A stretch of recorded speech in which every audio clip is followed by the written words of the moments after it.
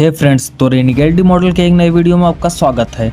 तो इस वीडियो में हम एक्सप्लेन करेंगे कैसे वांगलिन एक नए सेट को ज्वाइन करता है और अपनी कल्टीवेशन को रिकवर करता है और इसी सेट में उसे ल्यूमिया भी मिलती है। तो इस वीडियो को शुरू करते हैं। वांगलिन कोई भी सेट ज्वाइन करने से पहले एक सेलेस्टियल जेड को यूज करता है, जिसकी वजह से उसका cultivation early foundation establishment stage पर पहुंच जाता है।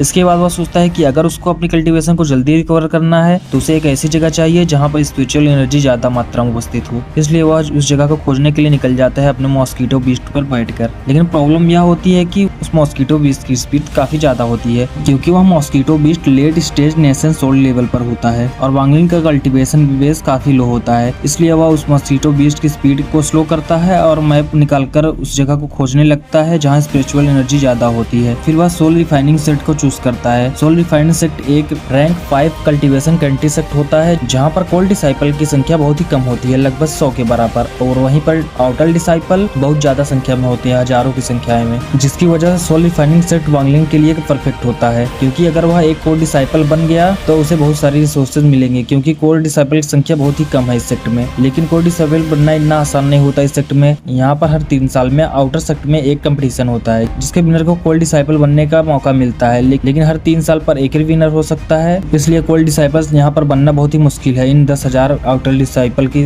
बीच में। और यहाँ तक कि कोल्ड डिसाइपल में भी यह कंपटीशन होता है हर 3 साल पे, और कुछ कोल्ड डिसाइपल को बाहर भी निकाल दिया जाता है। वांगलिन का यह सफर 7 दिनों तक चलता है। फिर वह सोल रिफाइनिंग सेट के पास पहुंच जाता है, और जैसे ही वांगलिन उस सेट के गेट के पास पहुंचता है, वहाँ पर एक फॉर्मेशन एक्टिव हो जाती है जो वांगलिन को अंदर जाने से रोक देती है। और तभी वहाँ पर एक वोल्ट कल्टीवेटर आ जाता है जो वांगलिन से पूछता है कि तुम कहाँ से आए हो और किस सेक्ट से हो। तब वांगलिन बताता है कि वह किसी सेक्ट से बिलोंग नहीं करता है, वह एक फ्री कल्टीवेटर है और वह आइटर डिसाइपल बनना चाहता है। और तब वह ओल्ड मैन बोलता है कि तुम एक फ्री कल्टीवेटर हो और तुम फाउंडेशन एस्टेब्लिशमेंट स्टेज पर हो, तुमने काफी मेहनत की होगी। वह वांगलिन से काफी इंप्रेस हो जाता है, लेकिन बाद में कहता है कि यहाँ पर एक दिक्कत है कि अभी आउटर डिसाइपल की न्यू एंट्री की टाइम खत्म हो चुका है, तो तुम्हें वापस जाना पड़ेगा और कुछ साल बाद आना पड़ेगा। लेकिन वांगलिन उस ओल्ड मैन को देखकर भांप लेता है कि यह एक ग्रीडी ओल्ड मैन है, इसलिए वह एक फ्लाइंग शॉट को निकालता है और उस ओल्ड मैन से कहता है कि यह शॉट मैंने एक और फॉर्मेशन के कल्टीवेटर से पाई थी, जिसने मुझे यह गिफ्ट दी थी, क्योंकि मैंने उसकी मदद की थी जब वह इंजर्ड था। लेकिन यह मेरे किसी भी काम की नहीं, क्योंकि मेरा कल्टीवेशन काफी लो है और इसे यूज करने के लिए कम से कम कोर फॉर्मेशन स्टेज पर होना पड़ेगा, और वह ओल्ड मैन भी कोर फॉर्मेशन स्टेज पर होता है। इसलिए वांगलिन कहता है कि आप इसे स्वीकार करिए और कृपया करके मुझे आउटर सेक्ट डिसाइपल बनने का मौका दीजिए। इस शॉट को देखकर उस ओल्ड मैन के चेहरे पर मुस्कान आ जाती है। वह उस शॉट को तुरंत लेकर छुपा लेता है, क्योंकि वह फ्लाइंग शॉट एक कोल्ड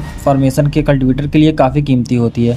फिर वह ओल्ड मैन कहता है कि तुम्हें देखकर लगता है कि तुमने काफी मेहनत की है और तुम एक अच्छे इंसान भी हो, इसलिए मैं सिर्फ तुम्हारे लिए यह एक्सेप्शन कर रहा हूँ और तुम्हें सिर्फ अंदर ले रहा हूँ, मैं ऐसा किसी के लिए और नहीं करता। फिर वह वांगलिन को अंदर ले जाता है और उस सेक्ट के कुछ रूल को समझाता है और उसे एक बूढ़े आदमी के पास छोड़ देता है। वह ओल्ड मैन वांगलिन को एक केव अलॉट करता है, लेकिन उसके लिए वांगलिन को एक मिड क्वालिटी स्पिरिट स्टोन देना होगा। फिर वह वांगलिन से उसका नाम पूछता है, तब वांगलिन अपना पुराना नाम नहीं बता सकता, इसलिए वह अपने एक फेक नाम को बताता है और कहता है कि मेरा नाम क्वीन मू है। फिर वांगलिन को पता चलता है कि 6 महीने में एक कंपटीशन होने वाला है आउटर सेक्ट में, और उस कंपटीशन को जो भी जीतेगा उसे कोर डिसाइपल बनने का मौका मिलेगा। और यह मौका वांगलिन छोड़ नहीं सकता, क्योंकि यह मौका वांगलिन के लिए बहुत ही जरूरी होता है उसको अपनी कल्टीवेशन को जल्दी रिकवर करने के लिए। इसलिए वांगलिन यह मौका को नहीं छोड़ना चाहता। और वहीं वांगलिन से 25 किलोमीटर दूर एक पहाड़ी पे एक लड़की खड़ी होती है। यह कोई और नहीं ल्यूमिया होती है। इसके हाथों में एक जेड होता है जो वांगलिन की लोकेशन को बताता है, और वह जेड ग्लो करने लगता है। तब वह सोचने लगती है कि क्या जंग new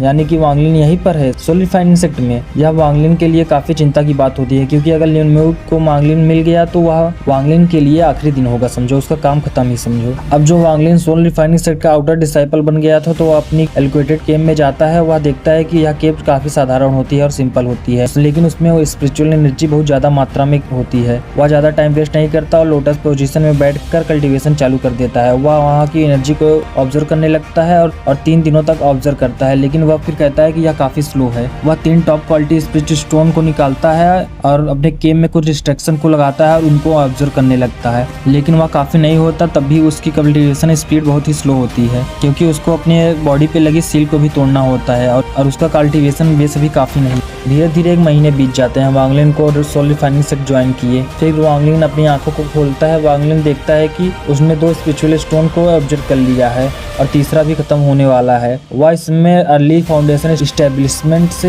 mid foundation establishment stage तक पहुंच चुका था। उसके पास अब सिर्फ 15 और टॉप क्वालिटी स्पिरिट स्टोन बचे थे, तो वो उन्हें अच्छे से यूज करना चाहता था। फिर वह अपनी केव से बाहर निकलता है। वह देखता है कि यह सांझ का समय होता है और चारों तरफ सन्नाटा होता है। आसमान में सूरज डूबने वाला होता है। वह कुछ अपने पुराने लम्हों के बारे में सोचता है और कहता है आज साल का आखिरी दिन है और कल नया साल होगा और एक नया दिन और एक नई जर्नी स्टार्ट होगी। इस वीडियो को यहीं तक रखते हैं। वीडियो को लाइक, चैनल को सब्सक्राइब करना ना भूलें नई वीडियो के लिए।